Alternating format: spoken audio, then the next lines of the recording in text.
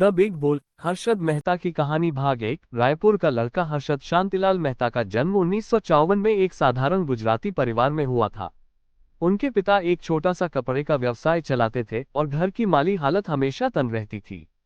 बेहतर भविष्य की तलाश में परिवार रायपुर से मुंबई आ गया। 1970 के दशक की बॉम्बे सपनों का शहर थी और युवा हर्षद भी उन्हीं सपने देखने वालों में से एक था, बेचैन, आंकड़ों में तेज और मिडिल क्लास जिंदगी से कहीं बड़ा कुछ पाने की भूख रखने वाला। शेयर बाजार तक पहुंचने से पहले उसने कई नौकरियां आजमाई। हीरे बेचे, सीमेंट बेचा, क्लर्क की नौकरी की, कुछ भी टिका नहीं। लेकिन दलाल स्ट्रीट की उस चिल्लाहट, चौक बोर्ड और हाथों के इशारों वाली अफरा तफरी में हर्षद को वह दुनिया मिल गई जो उससे बात करती थी। सेकंडों में हिलती डुलती रकम, जानकारी, समय और हिम्मत पर चलने वाला पूरा तंत्र।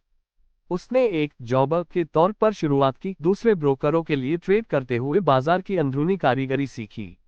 1980 के दशक की शुरुआत तक उसने इतना पैसा जोड़ लिया था कि बॉम्बे स्टॉक एक्सचेंज का ब्रोकर कार्ड खरीद सके। इसमें कोई चमक दमक नहीं थी।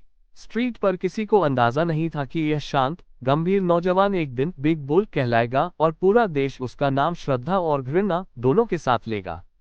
1980 के दशक के दौरान हर्षद ने अपनी पहचान बनाई। वह सिर्फ ट्रेडिंग नहीं कर रहा था, वह प्रचार भी कर रहा था। वह जिससे भी मिलता यही कहता कि भारतीय शेयर बेहद कम आंके गए हैं, कि एसीसी जैसी कंपनियां बाजार की सोच से कहीं ज्यादा की हकदार हैं। वह रिप्लेसमेंट कॉस्ट थ्योरी का हवाला देकर किसी भी शेयर की असली कीमत बड़े यकीन से समझाता, यानी बैलेंस शीट भूल जाए, ये देखिए कि आज इस कंपनी को शुरू से बनाने में कितना खर्च आएगा। निवेशकों ने यकीन किया, कीमतें बढ़ी। हर्षद की भविष्यवाणियां सच होने लगी, काफी हद तक इसलिए क्योंकि वह खुद उन्हें सच कर रहा था। 1980 के दशक के अंत और 1990-91 तक आते आते हर्षद मेहता सिर्फ एक ब्रोकर नहीं रहा, वह एक परिघटना बन गया। वो एक मामूली फ्लैट से वली के एक शानदार अपार्टमेंट में शिफ्ट हो गया, जहां कथित तौर पर आयातित गाड़ियों का पूरा बेड़ा था, जिसमें एक टोयोटा लेक्सस भी शामिल थी, ऐसे देश में जहां ऐसी चीजों के बारे में लोगों ने सुना तक नहीं था। बिजनेस मैगजीनों ने उस पर कवर स्टोरी छापी। उससे एक शेयर बाजार का अमिताभ बच्चन कहा जाने लगा। मिडिल क्लास इंडिया, जो अभी अभी उदारीकरण और म्यूचुअल फंड्स की दुनिया देख रहा था, उसे कौतूहल से देखता था। अगर हर्षद मेहता खरीद रहा है तो बाजार भी पीछे पीछे चलता। लेकिन इतने कम समय में इतनी तेजी से बढ़ते बाजार में इतना पैसा कमाने वाले किसी भी शख्स की जांच होनी ही थी। और सच ये था कि हर्षद ने सिर्फ बाजार को मात नहीं दी थी, उसने भारत के पूरे बैंकिंग सिस्टम की नींव में एक छेद ढूंढ लिया था और अब वह उसे बड़े पैमाने पर फाड़ने वाला था। भाग 3, घोटाला। हर्षद मेहता ने असल में क्या किया, ये समझने के लिए वित्तीय व्यवस्था के एक उबाऊ, गैर चमकदार कोने को समझना जरूरी है। सरकारी बॉन्ड्स के इंटरबैंक बाजार को और रेडी फॉरवर्ड आरएफ नाम के एक सौदे को। भारत में बैंकों के लिए जरूरी था कि वे अपनी जमा राशि का एक हिस्सा सरकारी बॉन्ड्स में रखें। छोटी अवधि की नकदी जरूरतों को संभालने के लिए बैंक इन बॉन्ड्स को गिरवी रखकर आपस में उधार लेन देन करते थे, यानी तुम मुझे 15 दिन के लिए नकद दो, बदले में अपने सरकारी बॉन्ड्स गिरवी रखो और अवधि खत्म होने पर मैं थोड़े ज्यादा दाम पर वापस खरीद लूंगा। ये रोजमर्रा का बुनियादी बैंकिंग काम था, जो आम जनता की नजरों से पूरी तरह ओझल रहता था। हर्षद ने भांप लिया कि यह पूरा सिस्टम लगभग पूरी तरह भरोसे और कागजी कार्रवाई पर टिका है, जिसमें ब्रोकर बैंकों के बीच बिचौलिए का काम करते थे। और यह कागजी कार्रवाई धीमी थी। जब दो बैंक कोई सौदा करते तो असली बॉन्ड्स अक्सर दिनों या हफ्तों तक हाथों हाथ नहीं जाते थे। जो पहले हाथ बदलता था वह था बैंक रसीद, बीआर नाम का एक दस्तावेज, एक तरह का वादा पत्र जिसमें लिखा होता था, भरोसा कीजिए, बॉन्ड्स मौजूद हैं और अब वे आपके हैं। यहीं पर सिस्टम टूटा। कुछ बैंकों ने, सबसे बदनाम नाम बैंक ऑफ कर्द और मेट्रोपॉलिटन कोऑपरेटिव बैंक के थे, बिना किसी असली सरकारी बॉन्ड के पीछे ऐसी बीआर जारी करनी शुरू कर दी।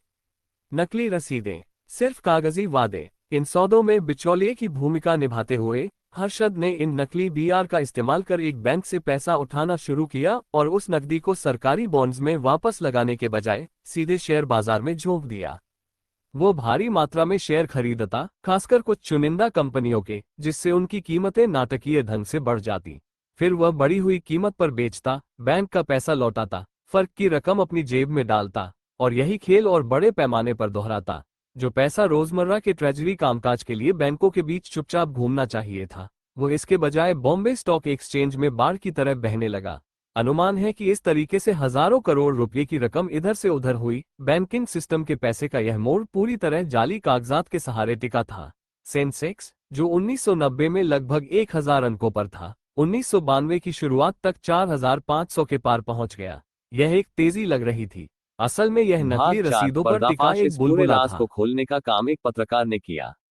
सुचेता दलाल ने अप्रैल 1992 में टाइम्स ऑफ इंडिया में एक रिपोर्ट छापी, जिसमें बताया गया कि भारतीय स्टेट बैंक ने हर्षद मेहता के साथ अपने लेन देन में कैसी अनियमितताएं बरती। एसबीआई के अपने सिक्योरिटी लेन देन से पैसा गायब था और इसके केंद्र में हर्षद नजर आ रहा था।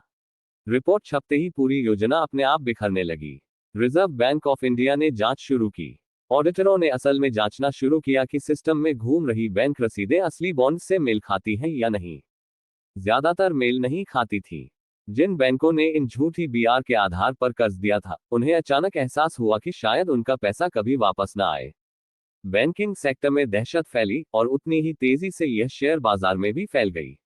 जिस अनुमानित खरीदारी ने सेंसेक्स को उछाला था, वही अब बुरी तरह पलट गई।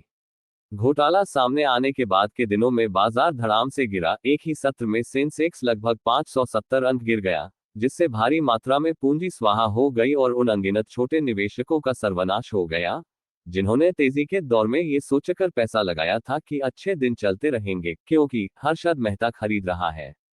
जांच के लिए संयुक्त संसदीय समिति जेपीसी बनाई गई।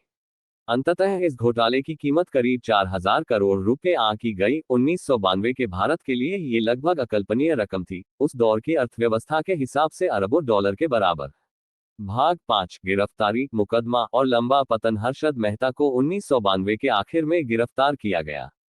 इसके बाद एक दशक से भी ज्यादा लंबा अदालती सिलसिला चला। अलग अलग अदालतों में उसके खिलाफ 70 से ज्यादा आपराधिक और सिविल मामले दर्ज हुए। वह अलग अलग समय पर कभी जमानत पर बाहर रहा, कभी वापस हिरासत में गया, कभी अस्पताल में भर्ती हुआ, लेकिन हमेशा लड़ता रहा, ये कहते हुए कि वह किसी बड़े, पूरे सिस्टम की नाकामी का बलि का बकरा भर है, अकेला मास्टरमाइंड नहीं। 1992 में एक ऐसे कदम ने पूरे देश को चौंका दिया जब हर्षद ने एक धमाकेदार दावा किया। उसने खुद तत्कालीन प्रधानमंत्री पी.वी. नरसिम्हा राव के घर 1 करोड़ रुपए नकद पहुंचाए थे, कथित तौर पर कांग्रेस पार्टी को चंदे के रूप में, यह इशारा करते हुए कि राजनीतिक मिलीभगत एक अकेले ब्रोकर से कहीं ऊपर तक जाती है। यह दावा सनसनीखेज था, बेहद विवादास्पद था और अदालत में कभी पक्के तौर पर साबित नहीं हुआ, लेकिन इसने जनता के मन में ये धारणा पक्की कर दी कि हर्षद मेहता खाली जगह में अकेला काम नहीं कर रहा था, भले ही आखिरकार कानूनी अंजाम उसे अकेले ही भुगतना पड़ा। उस पर ट्रेडिंग से प्रतिबंध लगा दिया गया। उसकी संपत्ति कुर्क कर ली गई।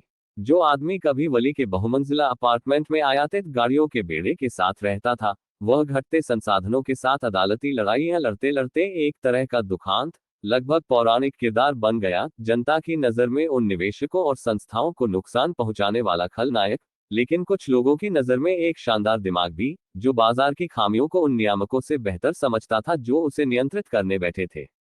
1999 में घोटाले से जुड़े एक मामले में उसे दोषी करार दिया गया। बाकी मामलों में अपील के जरिए लड़ाई जारी रही।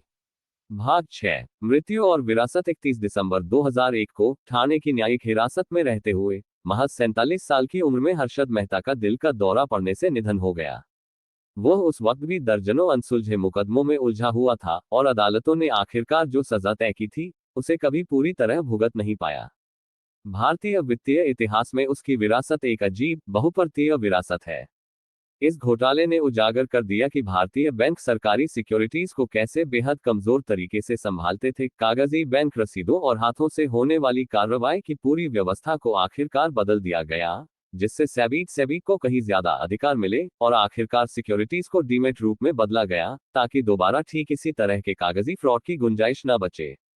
कुछ लोगों के लिए हर्षद मेहता आज भी बस वह आदमी जिसने भारत को ठगा है। दुनिया के लिए अभी अभी बाजार खोल रहे देश में वित्तीय धोखाधड़ी का पहला पोस्टर बॉय। दूसरों के लिए वह एक ज्यादा उलझा हुआ किरदार है, एक मेहनतकश परिवार का लड़का जिसने एक सिस्टम की खामी पकड़ी जिसे खुद नियामकों और बैंकरों ने नहीं पकड़ा था, उसे बड़ी दिलेरी से भुनाया और उसकी भारी कीमत चुकाई। जबकि कुछ लोगों का मानना है कि उससे कहीं ज्यादा ताकतवर लोग बेदाग बच निकले। दशकों बाद web series scam 1992 the Harshad Mehta story के जरिए उसकी कहानी को एक नई जिंदगी मिली। यह उन लाखों लोगों तक पहुंची जो 1992 में पैदा भी नहीं हुए थे। यह साबित करता है कि यह सिर्फ एक वित्तीय घोटाला नहीं था, बल्कि आधुनिक भारतीय इतिहास की सबसे बड़ी, लगभग शेक्सपियरियाई गाथाओं में से एक थी। महत्वाकांक्षा, लालच और अहंकार की गाथा। स्क्रिप्ट ड्राफ्ट यहीं खत्म। बताइए अगर इसे वीडियो सेगमेंट्स और ऑन स्क्रीन टाइटल कार्ड्स में तोड़ना है या शॉर्ट्स रील्स के लिए छोटा कट चाहिए।